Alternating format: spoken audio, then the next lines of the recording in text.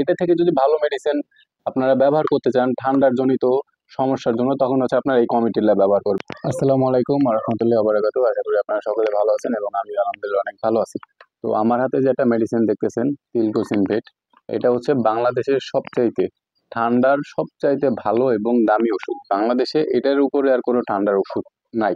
যেহেতু এখন ঠান্ডা চলতেছে, তো এই ঠান্ডাতে আপনি আমি আমরা বড় খামারি ছোট খামারি প্রান্তিক খামারি সবাই কিন্তু ঠান্ডার সমস্যায় ফেস করতেছি। যেহেতু এখন হচ্ছে 2-3 দিন ধরে বৃষ্টি হবে, তো এখন ঠান্ডার সমস্যাটা বেশি হবে। তো আজকে আমি আপনাদেরকে জানানোর চেষ্টা করব যে এইটার উপরেও ভালো মেডিসিন আছে। তো এটা যেরকম টিলকোসিন বাংলাদেশের সবচেয়ে ভালো মেডিসিন, এটা অনেক ভালো, কিন্তু এইটার থেকেও ভালো মেডিসিন আছে। কথা আছে না যে ভালোরও ভালো থাকে। তো এটার থেকে যে ভালো যে মেডিসিনটা ওইটা হচ্ছে কমিটিল। এটা হচ্ছে টিলকোসিন, এটা হচ্ছে টিল মাইকোসিন গ্রুপের একটা ওষুধ। টিলকোসিন, কিউটিল এস, তারপরে হচ্ছে তিলকোভেট, এইগুলা হচ্ছে এটা সেম।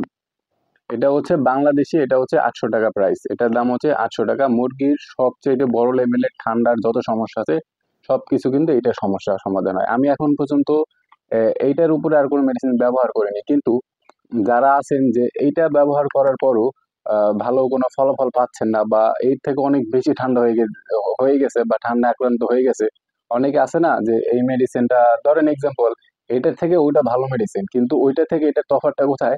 এটা হচ্ছে 800 টাকা বাংলাদেশ, এটা হচ্ছে 800 টাকা। আর যেটা আছে কমিটেল, এই যে আমি এখানে স্ক্রিনে নাম্বার দিয়ে দিছি, এবং হচ্ছে এই কমিটেল যে ওষুধটা, এটারও ছবি আমি এই স্ক্রিনে দিয়ে দিতেছি। তো এটা হচ্ছে কোরিয়ান প্রোডাক্ট, ওটা বাংলাদেশেও পাওয়া যায়, ওটা হচ্ছে কোরিয়ান, এটা হচ্ছে মেড ইন বাংলাদেশ।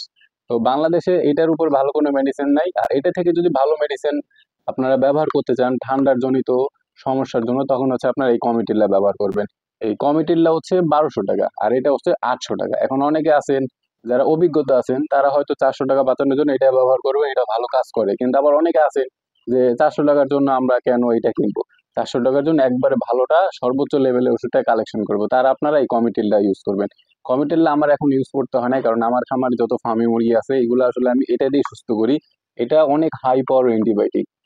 হ্যাঁ, অনেকে আছে যে ঠান্ডার ডোজ কমপ্লিট করতে এগুলো ব্যবহার করেন। অ্যান্টিবায়োটিক দিয়ে ঠান্ডার ডোজ কমপ্লিট করার কোনো প্রয়োজন নাই। এক্সাম্পল ধরেন, আপনার এটা মুরগি ঠান্ডা লাগছে, আপনি এইটা দিয়ে ঠান্ডা লাগে নাই, ধরেন ঠান্ডা লাগে না, আপনি একটা ঠান্ডার ডোজ করাবেন।